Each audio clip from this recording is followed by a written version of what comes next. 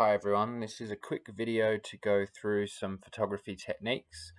The ones that we are looking at are called composition techniques. Composition is a rule in photography and many other art forms that defines how an image or a piece of art is arranged. So when you think of a picture, an image, a photograph, you think about what you see in that photograph and where the things in that photograph are positioned in relation to each other. For example, if you're taking a photo of a house, do you decide to take a photo of the house from in front, from behind, from the side, from above? Do you have a person standing in front of the house? Do you have a person waving through the window? Do you go right down low and take the photo so you can see the pathway leading up to the house? Do you take a photo looking through the window out of the house? All these decisions that you make when you're taking a photo of that house is what's called the composition. The composition is how we choose to show that photo of the house. And there are different techniques of composition that we can use. And some of these that we are going to look at are listed here. So these are rule of thirds, leading lines, pattern, framing, symmetry, black and white, and juxtaposition. So these are techniques that you can use when you are deciding how to take a photo, how to compose your photo, and they will help you take better photos. So the first technique that we're looking at is rule of thirds. This is an example of rule of thirds. You can see the red lines on the image. They're imaginary lines, so you don't draw actual red lines on your photo. They're just there to help you understand what this technique means. So basically the technique means you imagine that the photo has been split into thirds like it has in this one, and you position the important subject of the image on one of those intersecting lines. As you can see with the bottle, it's been pushed off to the side, falling right on one of those third lines, and that makes the image appear more balanced and more pleasing to the eye. So on the right here, you'll just see I've got a definition. So please feel free to pause this video and read the definition. I'm moving on now. Leading lines is another technique. This is where you again have a subject. So here it's the little child, and you are using lines in the scene, naturally occurring lines in the scene, to draw the viewer's eye towards the subject. So you'll see here all these lines from the steps go sideways and create this effect where it draws the viewer's eye from this part of the image all the way over here to the subject. So it really draws your eye towards the subject. So that technique has the ability to draw emphasis towards something that you want your viewer to look at. Again, I've got a definition here which explains what I just talked about. Please feel free to pause the video and read that. Pattern is another form of photography, another composition technique that can be used in photography. This is used to highlight interesting or unique aspects of a scene or a subject. For example, here, imagine you're taking a photo of the stadium. Instead of just taking typical photos of the playing field and the stadiums and the stands and all those things, sometimes it's interesting to add another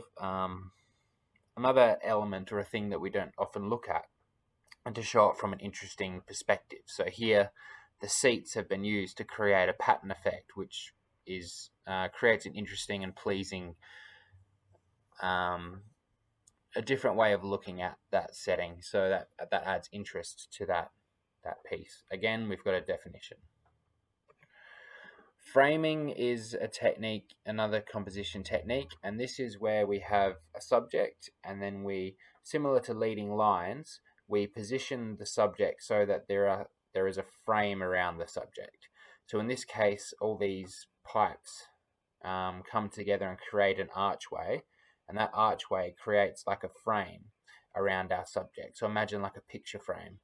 There are other examples that you could imagine. Say, for instance, a person looking through a window at a person.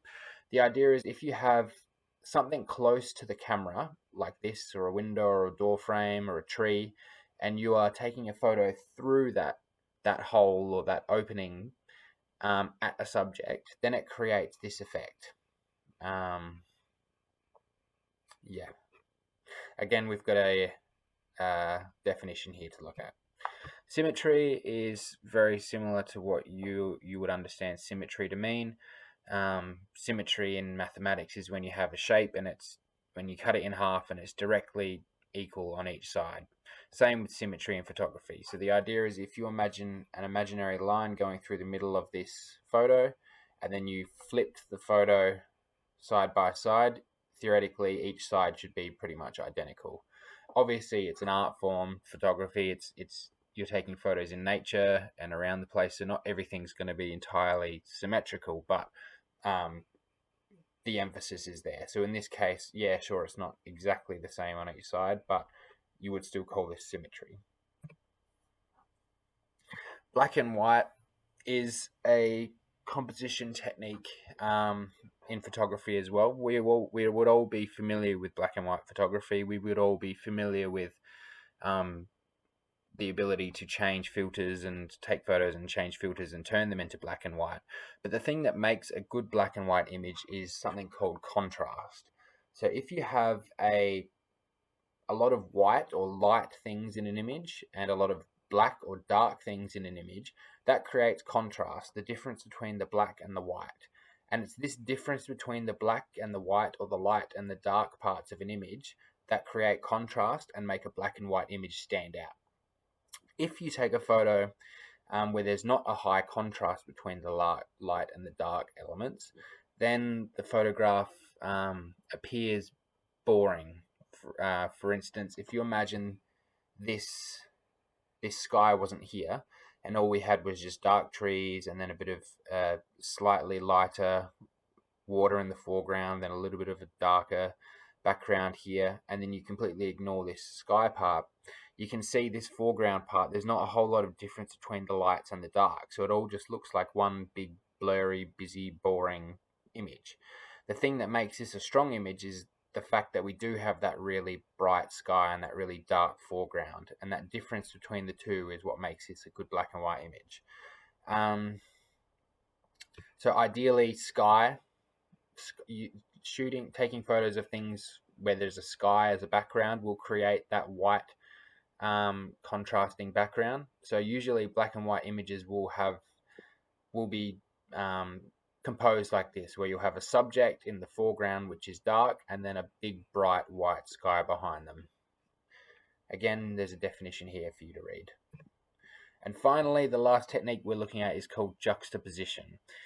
Juxtaposition comes from the word juxtapose, which basically means to put one thing against another to see how they look compared to each other. So in this case, we've got a bright orange. In photography, what it means is you take a photo of two things that are very different.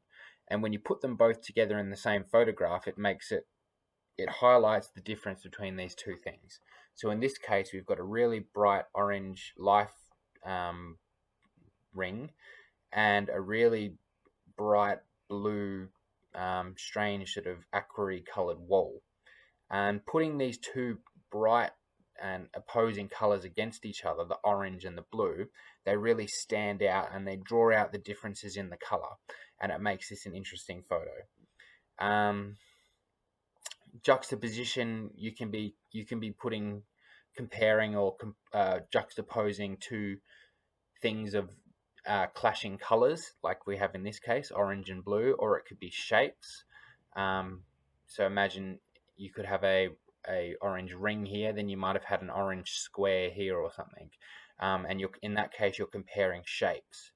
Or it could be sizes, a small thing and a big thing, or it could be ages. You could have a young person standing here, an old person standing here, a small person standing here, a tall person standing here. At the end of the day, the point is that you're comparing and contrasting differences. So differences in shapes, colors, sizes, etc. So this one requires a little bit more thinking and a little bit more analysis when you're looking for examples, but there are a lot of examples out there. So those are the 7 techniques that we are looking at for this. Just to recap, we have rule of thirds, leading lines, pattern, framing, symmetry, black and white, and contrasting elements, or juxtaposition as I've called it. And don't forget that there are definitions next to each example. So please pause this video at each section, read the examples, look at the photographs, and then I want you to go onto the internet and find examples of your own for each one of these techniques. Thank you.